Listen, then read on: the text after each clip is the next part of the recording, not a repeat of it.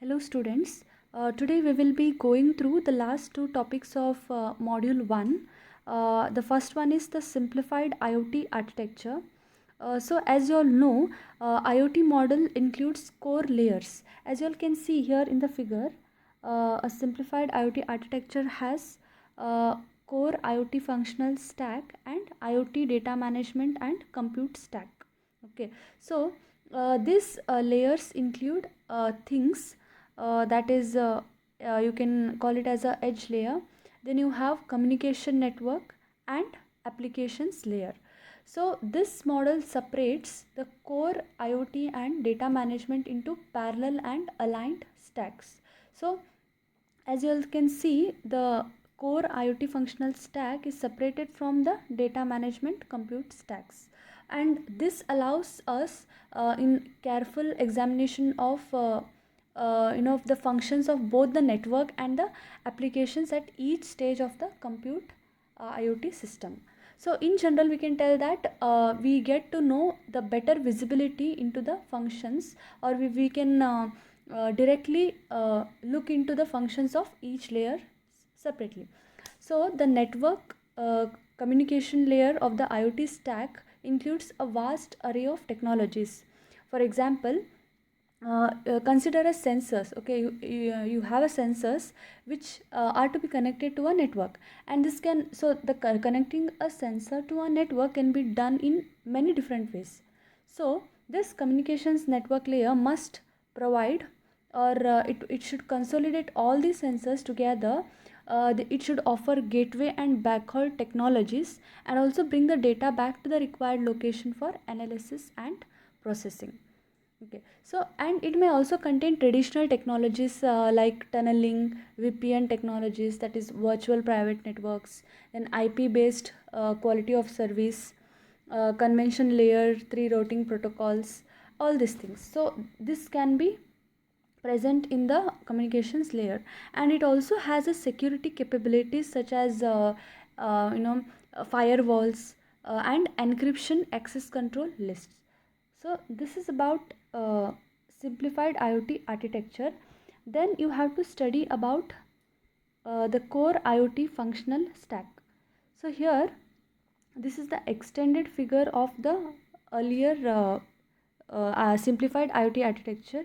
Here you can see the communications network is again divided into four, that is access network layer, gateways and backhaul network, network transport layer, and IoT management. Whereas you can see applications layer is again divided into two. So we will study this in detail. So here the main difference between a typical application layer, so the topmost, that is application layer. So there are two. Okay, one is normal typical application layer, that is typical application layer network, and the IoT application layer network. So the main difference between a typical application layer network and application layer of IoT is that a typical application layer contains it just contains the business applications, but whereas IoT involves a strong big data analytics component.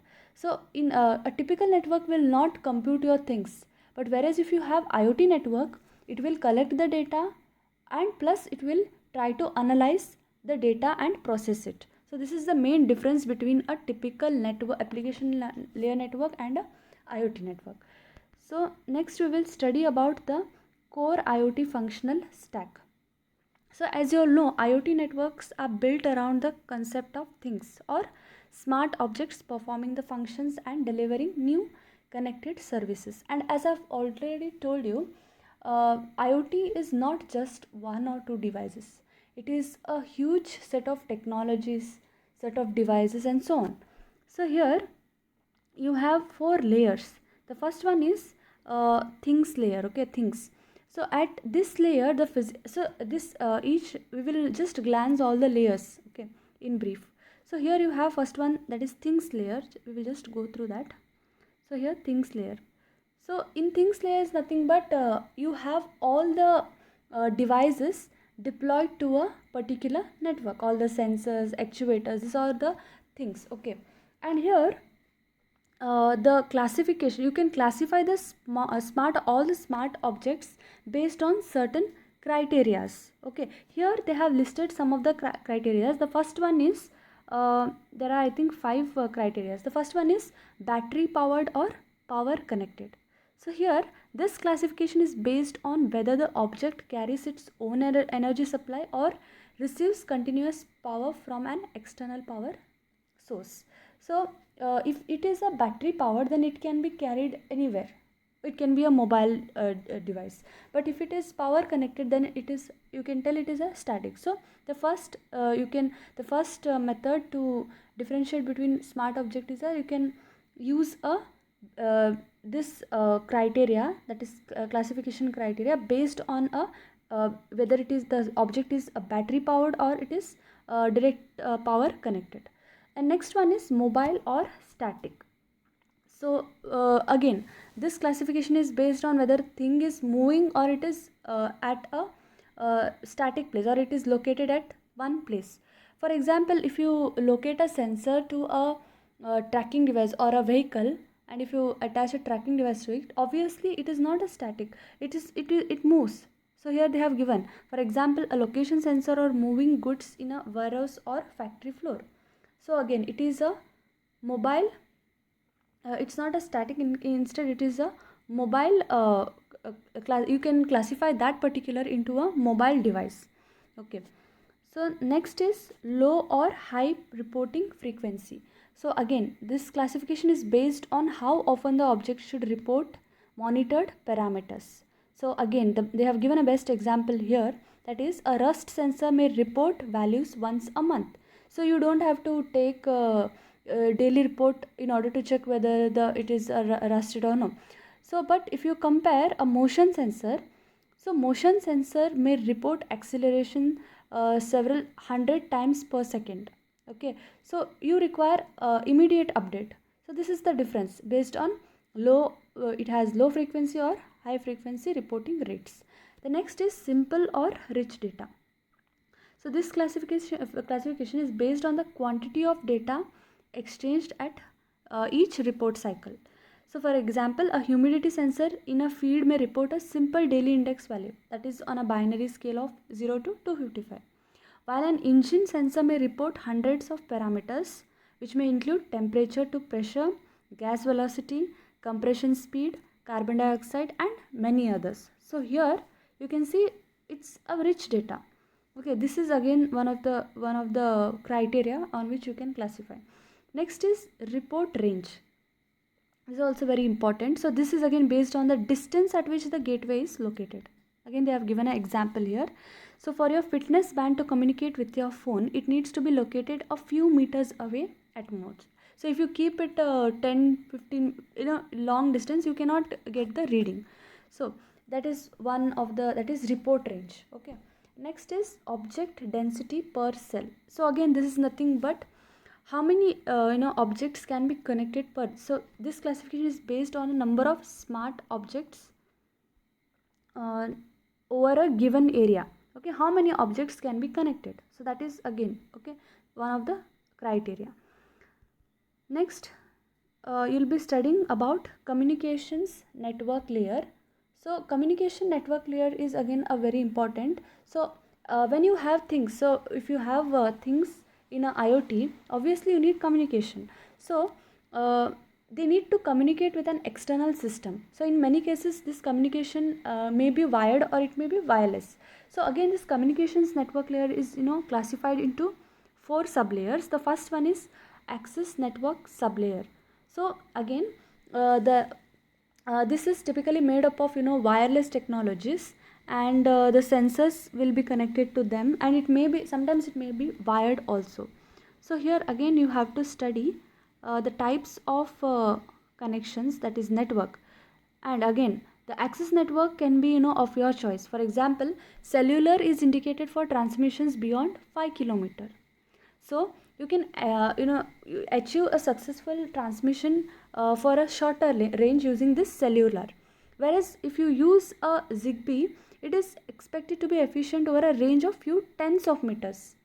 Okay, but you would not expect a successful Zigbee transmission over a range of 10 kilometer. So this is the difference. So you choose on the requirement. Okay. Next, you have four types of network they have just given here. The first is personal area network. So the scale of this network is of a few meters. Then you have HAN, that is home area network, and the scale is few tens of meters. Then you have neighborhood area network, that is NAN, and the scale of and it has a scale of few hundreds of meters. And next you have field area network, again the scale of several tens of meters to several hundred meters. Then you have last is local area network. So the scale of this one is 100 meter. So these are some of the networks. Okay, based on your requirement you can choose the network. Next you have gateways and backhaul networks. Okay, what are these? So data collected from a smart object may need to be forwarded to a central station where data is processed. Obviously, when you have, for example, if you have IoT incorporated architecture into a agriculture field, if you place a sensor in the soil, all that moisture sensors and all, so data need to be, so it's not only just collect the data, keep it there. You have to pass that data to a particular person, the monitoring or the control room, and from there the action is taken. So there is a common communications which has to be organized between the objects. So the gateway communicates directly with the smart objects, and the role of the gateway, why actually you use the gateway, that is nothing but the role of a gateway is to forward the collected information through a longer range. Okay, and that medium is called as a backhaul to a head-end central station where the information is processed. In order to process that particular information, you have to collect that and it has to be sent to the control room. So that is that process is taken into this category. Next you have a network transport sublayer. So here in network transport sublayer, obviously when you have communication to be see, when you want a successful communication, network and transport layer protocols such as IP and UDP should be implemented to support variety of devices. Okay, so here this means that you should have a particular network. Okay, and for that purpose they have used IP and UDP. Next one is the last one, that is IoT network management sublayer, and that is nothing but adding protocols in place to allow the head-end applications to exchange data with the sensors. And for this purpose they are using COAP and MQTT protocols, and also they have also used this HTTP protocols. And the last is applications and analytics layer. Okay, so once you have a connected all the objects to a network, your smart objects exchange information with each other. So using that backhaul layer, then network layer, all the informations are collected, it is passed on to the particular whoever needs it, it is passed on to them. But after that, particular actions has to be taken. Okay, so as soon as your IoT network spans more than a few sensors, the power of the Internet of Things appears in the applications that make use of the information exchanged with the smart objects. So what does it mean? So whenever you have all the information collected data, after taking all the data, you need to have, you need to make a intelligent decision. Okay, based on whatever the data is collected, you have to make an intelligent decision.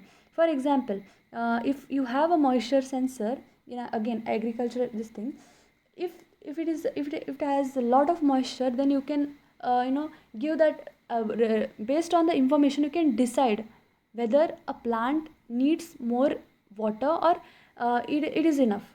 So based on the all the collected information, analytics should be done. Okay, so this is this layer copes up in doing such things. Okay, this was about the core functional IoT stack. So for the examinations, the first question, very important question, is explain the simplified IoT architecture. It comes for 5 marks. And the next question is explain the core IoT functional stack. Okay, and this comes, they ask this question for 5 to 8 marks. So very important topics